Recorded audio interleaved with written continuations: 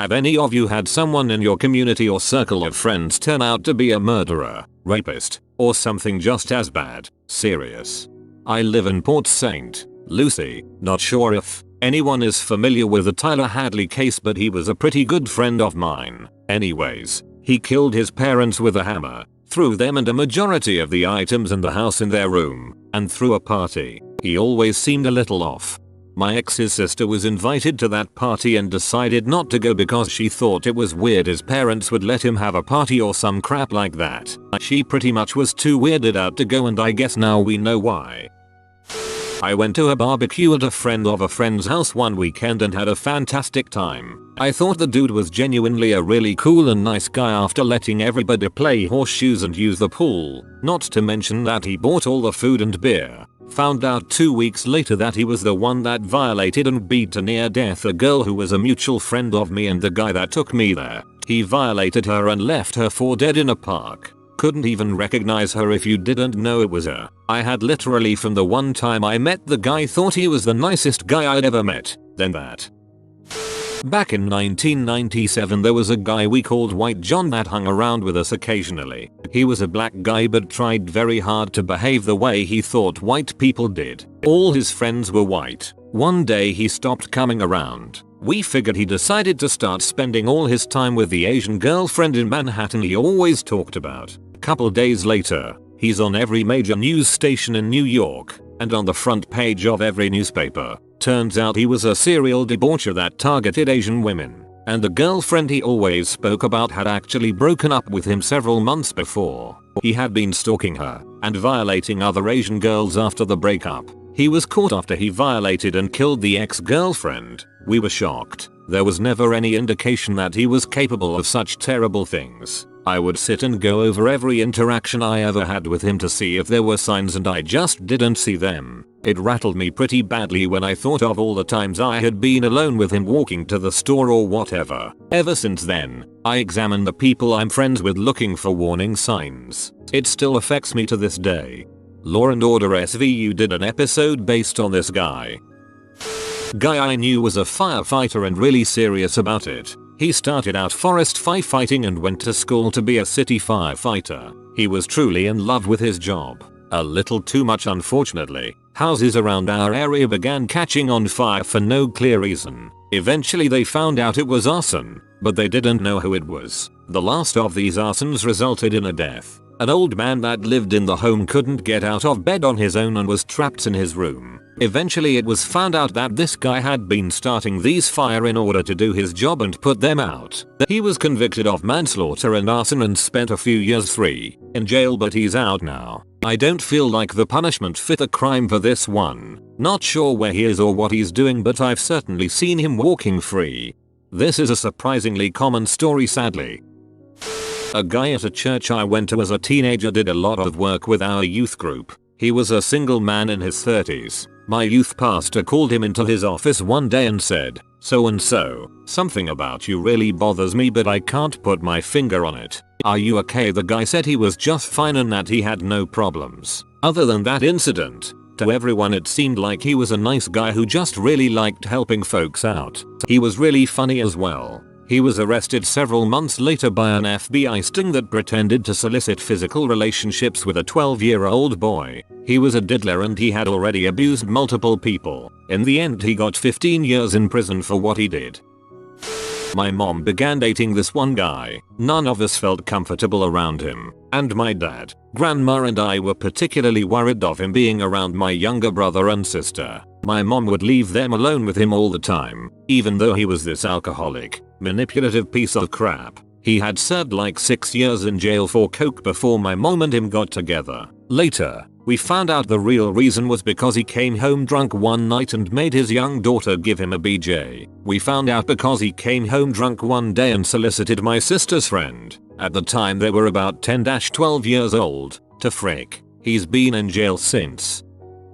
I grew up with a stepbrother. He was around 20 when I was around 12. I shared a room with him and we played games together, and I never would have thought he was that bad of a guy. But one day my mom used his computer without his permission and found a gigantic stash, gigabytes worth of child pee. She freaked out and told his dad. I went to live with my dad in another state and my mom broke ties with my stepbrother's entire family. Don't know what happened after that. Guy who ran a sandwich shop near where I live stabbed his ex-girlfriend and her new boyfriend to death while shouting, "Why did you lie?" over and over as she tried to call 999. Everyone just thought he closed the shop and moved away, and then we saw in the newspapers that it was him and it was a bit weird. 999 is the emergency number where I am at. It's also the emergency number for a bunch of other places too. It's not 911 worldwide. I'm guessing by the deleted remarks and your edit that many people thought you didn't know your own emergency number. It's 999 here too. Makes better sense in my opinion, except on a rotary phone. My brother was in with the wrong crowd. He did petty drug dealings. His one best friend would come around often. He scared the crap out of me. He was cold. His eyes were just empty. There was a triple murder homicide on New Year's Day at a restaurant. I remember thinking, who the frick kills an innocent bystander running for their life? There were 2 related rival gang members shot, and a random person just irked me. No less than a week later, my brother's friend's face is plastered all over the paper as the guilty murderer. His BFF and 2 other idiots did it. They also linked him to several other killings. Craziest thing ever. My brother then quit dealing, moved to another city. He went to school, graduated, and has had his own business going for 2 years. That definitely changed his attitude. Whoa, that's fricked. Glad to hear your brother turned his life around though. There was a guy I was at school with who seemed like a pretty cool guy, but it turns out that he was unhinged. It's quite a long story, but he hit a girl in his class. Not particularly hard or anything, but a teacher happened to mention it at a PTA meeting to illustrate reckless and violent behavior in the student body or something. The guy's dad was at the PTA meeting and apparently was embarrassed and angry at his kid's behavior and beat the crap out of him. This guy decided to get revenge on the teacher who ratted him out, so he visited him at his house, asked his wife to call him to the door and shot him in the chest. Then this guy jumped back into his father's car that he had taken and shoots himself in the head while driving away. It was pretty shocking, though I had left the school when it happened. I heard about it from one of the teachers who was a friend of my mom's. Man, that is tragic. This was so incredibly sad and we still miss our friend dearly. Seriously, stand-up guy whom everyone loved. But he was at his girlfriend's house having a party when her mentally ill little brother shot him point blank with a shotgun, killing him instantly, and then walked downstairs and killed himself with another shotgun. It was very tough since we were all young and not even 2 months out of graduating high school, and man did it change both families permanently. Both sets of parents divorced. The girl's father killed himself 2 years later. My friend's mom remarried and is happy, and his little sister is doing well, which thank God, they are some of the sweetest people on this earth. The girl's mom and her are doing okay now after a lot of therapy and are doing well for themselves. A kid I used to be babysat with killed his mom and seriously wounded his father. Supposedly he was on a M binge. He was probably around 8 when I knew him. He was a hyper kid, but not like I'm going to kill my family crazy. Unfortunately, M is very prevalent in my area. A few years ago I found out a kid I was friends with in high school was caught going to a nearby mall to hook up with an allegedly 13-year-old girl. Was about 22-23 at the time. It ended up being part of a sting operation and he was caught. Fast forward a year after that, I meet my dad for the first time since I was 10. He's a captain of a sheriff's department a city over from mine. He was in charge of that sting. Needs to be made into a movie. An old friend of my brother's and a friend of a lot of my friends is in court right now for the violation of a girl under the age of 14. She was 13 and he was 19 when it happened. Then he went and got a job as a janitor at a middle school. Kid had always been a weirdo. Please tell me that the middle school has been made aware that they hired a diddler.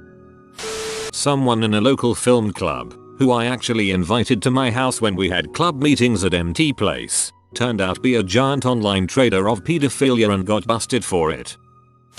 This short, stocky kid, autistic kid, used to play on our football team, and all the coaches and kids loved him for his work ethic. and he got to be a pretty big part of the team. Anyway, flashback 6 months out of high school, I'm mopping after work and my phone gets blown up by my old classmates saying he'd gotten arrested for fricking a 8-year-old boy. What really sucked is we played the same position and had classes together, and he even messaged me, explaining how it was consensual, and how he's fricked in the head, how his life is fricked up etc etc. Pretty rude awakening.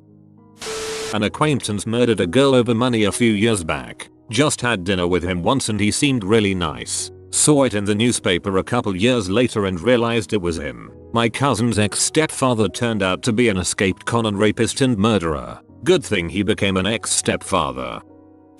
I have one. A kid I played hockey with in high school apparently physically assaulted someone really severely after he graduated. I know for a fact he did physically assault someone, but the rest is just hearsay, so take it with a grain of salt. Apparently what he actually did was use a knife to force another guy to give him a BJ. The kid was always a little weird, but when I heard that I was in shock. One of my best friends from high school killed his dad last year in front of his whole family. I don't think me or anyone else from my group of friends is sure how to handle it still. TLDR, a guy I knew was charged with attempted murder, kidnap, and battery. He kidnapped his girlfriend and held her in his apartment and tortured her for months. She escaped, but not only did she suffer many injuries, she also lost some of her hearing. Whole story. I didn't know this guy too well, but my best friend knew him more. They hung out a few times and got pretty flirty. He was a convention goer, as are me and my friends. We attend anime gaming conventions every once in a while. I saw him at multiple cons because he also worked for a regular vendor. He was a good looking guy, and Asian, with the whole J-rock look, so he was pretty popular among a lot of con girls. He was strange, but I didn't give it much thought until I realized he compulsively lied, and that started sending off red flags because he very much reminded me of someone else I knew who was manipulative and abusive. Long story short, my friend hung out with him one-on-one a few times and liked him on some level. They were flirty but nothing really ever came of it. Not a few months later, after a convention, we hear that this guy was arrested, and sure enough there are news articles about it to prove it. He held his girlfriend captive for over 2 months, beat her with sticks and a crowbar, broke her bones, forced her to kneel on grains of rice, and forced her to cut herself with a knife. I actually lost hearing in one ear. I never met the girlfriend, to my knowledge. I wish I could find the follow-up to his story. I have no idea if he's still in jail or not. A lot of people in the convention community in our area were shocked. Being held against my will for an extended period of time would probably frick me over for life. Terrifying. He wasn't really a friend but more of a guy who hung around my group of friends sometimes when we were in high school. Anyway, about a year or two after high school he started doing He broke into a guy's house one night to steal some crap and the guy woke up. They started fighting and the kid I knew from high school beat the guy with a hockey stick and stabbed him to death with a pair of scissors. The homeowner's young son, can't remember how old but I believe around 5 or 6, woke up and the guy cut the little boy's throat with the scissors. The boy survived luckily and the guy was caught by the police about a week later. Needless to say he is serving life in prison. Jesus, I started shaking as I wrote this. What the frick, he the boy's throat with scissors and beat someone to death to feed his drug addiction? That's bloody fricked up. Last year I found out that a mutual acquaintance of mine from high school was arrested for trying to solicit physical relationship from a minor online. The guy had always been a bit weird, couldn't take social cues and didn't understand why girls didn't want him stalking them. He showed up at my house at odd times during the night and would ask to hang out or try to give me things. No idea what happened to him. Everyone that used to be close friends with him avoids talking about it. A guy I went to school with before he stopped going. He was a typical dropout type and a bit of a troublemaker and became heavily involved in drugs, but generally a nice enough guy to talk to in the time I knew him. Him and I think it was his cousin broke into an elderly man's house and tortured him. We live in a small town so it was a big deal. The walls were smeared with his blood. He died slowly and they enjoyed every second of it. They cut off his dong and shoved it in his mouth. Everyone was shocked until one of their siblings spoke out about it. This old guy had repeatedly violated and abused them growing up. I guess that is what shaped him into the person he grew up to be. If that's the case, I honestly don't blame him one bit for doing what he did. I don't blame him at all. An ex-friend of mine was recently convicted of first-degree murder. The guy was always a little messed up, though I was still surprised he murdered someone. I always figured he'd go to jail for something else. When we were young, he tried to physically shame my younger sister, so I threw him out and cut every tie I could. He went to my school, so I couldn't completely avoid him, and no one believed me or my sister about what happened because we were too young to know what fricking was. Fast forward about 8 years and he ends up dating my ex-girlfriend. I tried to warn her he was messed up, but she ignored me. Cue emotional and physical violence, and then they split up with her eventually getting a restraining order. Jump forward another 6 years or so and I get a call from my mom asking if I heard the news. Apparently he murdered a guy for dating a different ex he had just broke up with. After a minor manhunt they found him and he confessed in court. The really crappy part about all this is his family is genuinely very nice and tried for years to fix the worst of his problems. A buddy of mine who was the star running back of high school who could hang out with anyone and brighten their day got involved with some shady people after graduation. He ended up being addicted to several drugs and had some run-ins with the law. I heard he had cleaned up his act for a while, but he relapsed pretty bad. He got into an argument with a guy over a H and got cold cocked in the jaw and fell straight back, hitting the back of his head on the concrete. He developed a nasty subdural hematoma which caused an increase of pressure so great in his skull that his brain herniated and he died before he reached the hospital. What really sucked is I walked in on his autopsy. Not the best way to see a friend. Orderly at the hospital at the time. I was responsible for admitting and discharging bodies from the morgue and his autopsy was going on when I assisted bringing another body in. That's why I don't get in fist fights anymore. When I was a kid I grew up in a bad neighborhood and even right now I'm not in a good one. But back then we'd fight and just trust in God to protect us. When I got a little older I realized just how crazy all the crap we used to do was. Getting into fights was the least of it. I have a few. When I was in middle school I attended this church group every Sunday. It wasn't even my church, but all of my friends were in the youth group so I tagged along to all of the meetings and trips around the state. After a few years of this, the youth group leader was suddenly arrested for child pornography. It was a little awkward. There was a kid in my graduating class who was arrested for breaking into houses all over town and stealing huge amounts of valuable crap. He had computers, printers, cameras, and a large amount of firearms hidden under his bed. Apparently it had been going on for years, but he had only just been caught a few months before graduation. Sweetest kid I knew. Complete shock. I worked with a guy, sweet, always polite, flirtatious, had a huge, genuine smile on his face every time you ran into him. Fired for stealing just about everything he could get his hands on. Talk about sociopath. Co-worker of mine physically abused a friend of mine's 2-year-old at church along with 5 other young children. He was always a super nice upstanding guy. Many folks didn't think he did it and still don't to this day, even though he confessed to it and named victims. The child, however, was obviously messed up for quite a while. One of the student employees at my current job broke into someone's hotel room and beat a man to death with a hammer over a drug deal gone wrong. I didn't know her that well though. For those who are curious, I work at a college library. Many folks didn't think he did it and still don't to this day. Yet, people will do anything to pretend that this crap doesn't happen. Poor kids. Yes, a diddler. My brother and his little circle of 3 have been friends for almost 30 years when this happened. One guy, we'll call him Johnny, was always babysitting the other friends. We'll call him Rob. 2 little girls when he and his wife wanted a night out. One night at dinner, Rob and his wife were having a conversation about not having secrets from each other. The youngest girl said something to the effect of, "I already have a secret." Turns out, Johnny was fricking her and filming it. This had started when she was about 3, 2 years old, until she was 6. He was also selling the videos online to other fricked up people. What's wrong with people? A friend of mine that was on my wrestling team in high school was arrested for violating his 9-year-old cousin's senior year. Another guy that I smoked bud with from time to time shoot a cop who was writing him a ticket for littering.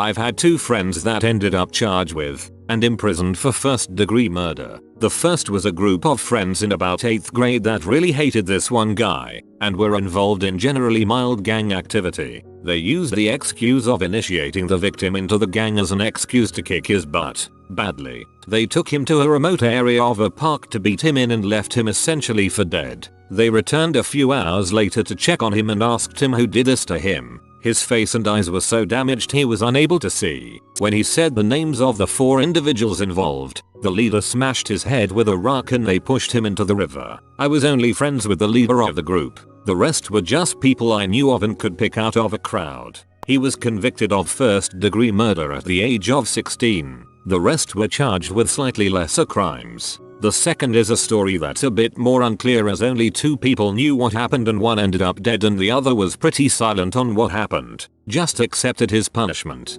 Both were friends. One was gay and the other was straight. The one who committed the murder vaguely mentioned that he was physically abused while drunk by the victim, but later decided to retract that and simply stick to the facts that he did indeed slit his throat and hide the body in a landfill. The actual events leading up to the murder that night are unknown. What is known is that there was a physical altercation between the 2 of them. The one who committed murder also had defensive wounds and a few wounds that may have been from an attack. The fight abruptly ended when the victim had his throat slashed pretty much from ear to ear. The murderer claimed at first as stated that it was in self-defense, but the autopsy showed that the fatal wound was consistent with an execution-style throat slashing from behind and that even if self-defense was necessary, the victim was clearly subdued prior to the fatal wound being inflicted, and that the murderer clearly took it too far.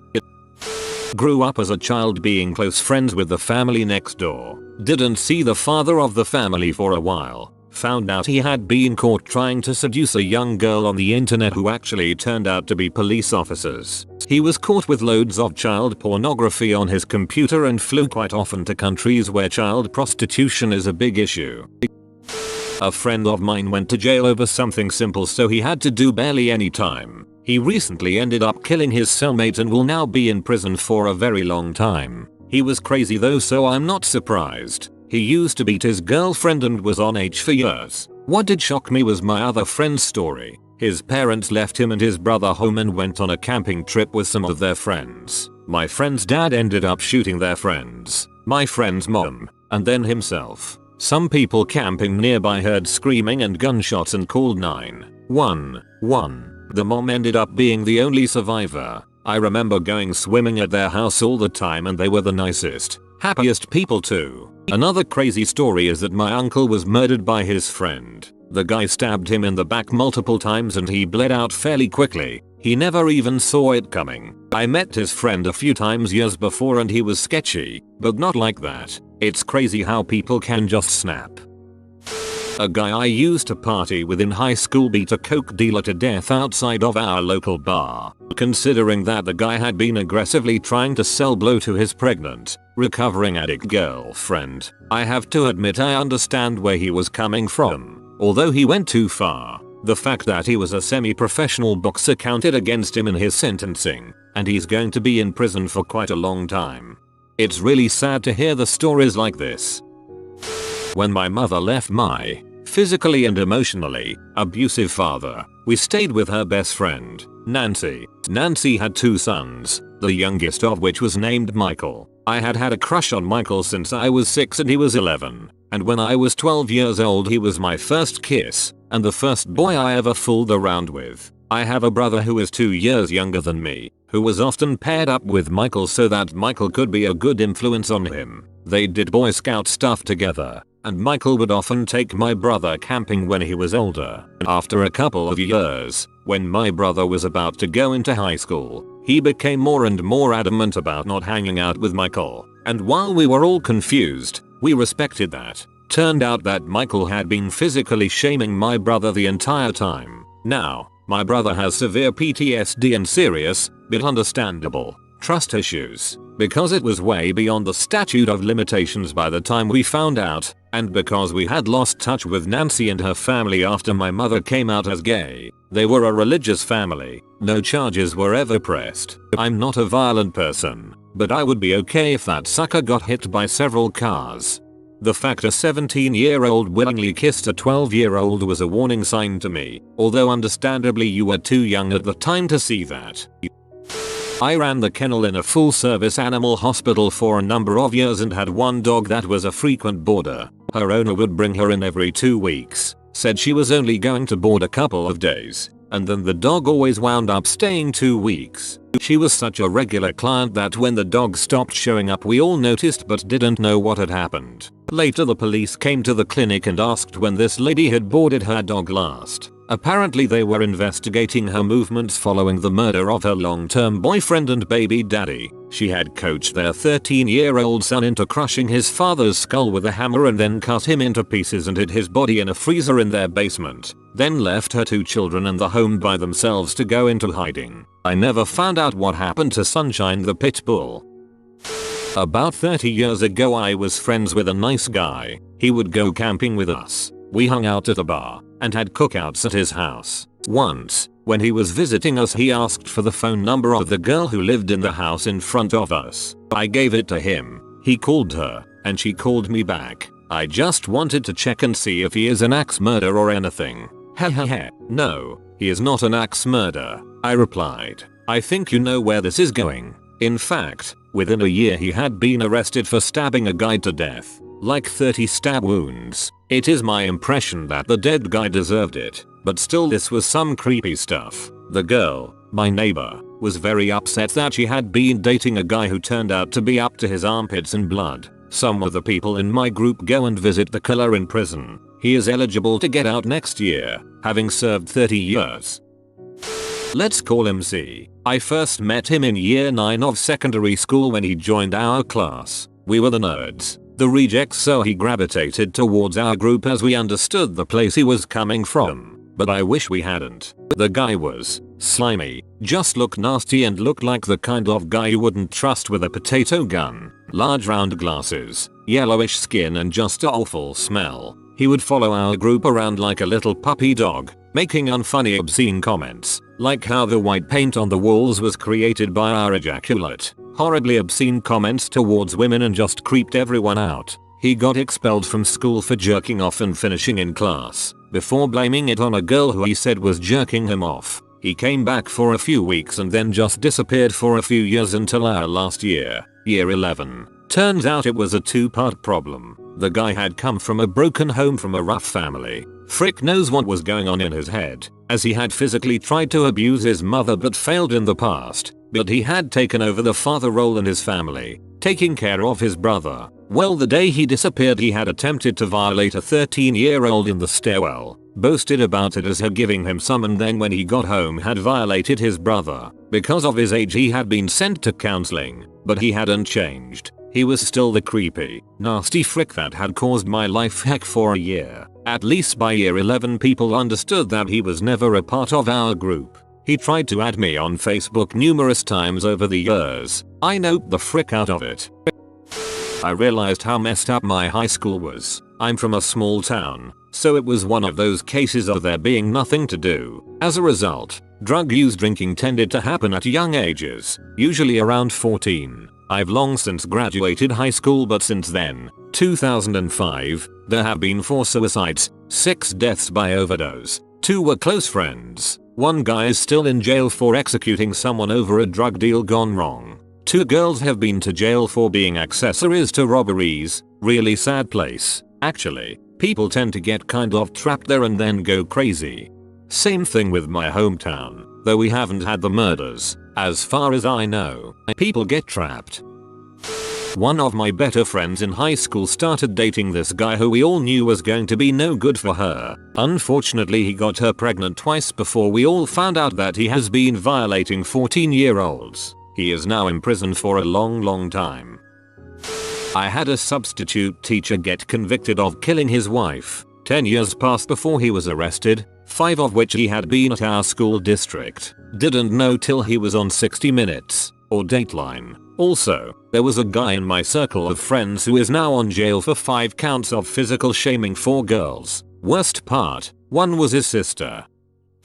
My friend's boyfriend always made me really uneasy. He'd tell these elaborate lies about his time in the military. He was discharged very early, and as a police officer on patrol, he worked dispatch for 3 months. He was always very intense when talking about chasing down and beating criminals or terrorists. Lots of creepy, unblinking eye contact. He was also on the local volunteer fire department and would get similarly unsettling when talking about structure fires. A few years after he and my friend broke up, he killed a woman our age and her father and burned their bodies in their mobile home.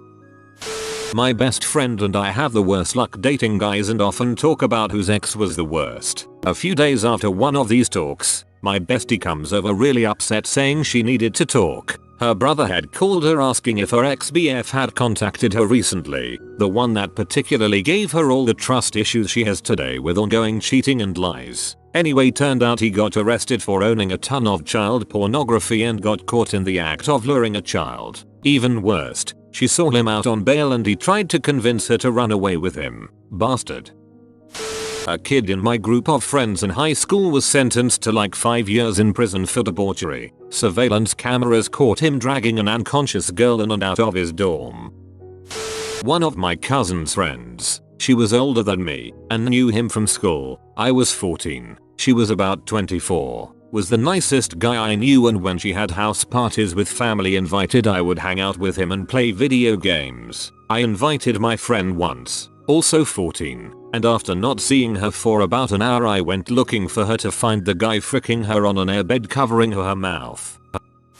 My boyfriend, when I was 17 years old, violated me. He was in the peripheral of a friend group for about 7 years, and then he ended up violating another woman. Nobody's seen or heard from him in 2-3 years. I genuinely hope he's rotting in jail.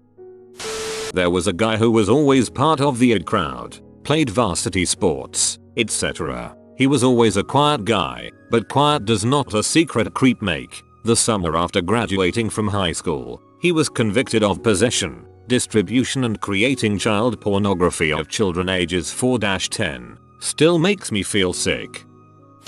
You have been visited by the wealth rat. Subscribe in 12 seconds and he will share his wealth with you. Like and subscribe, you magnificent person.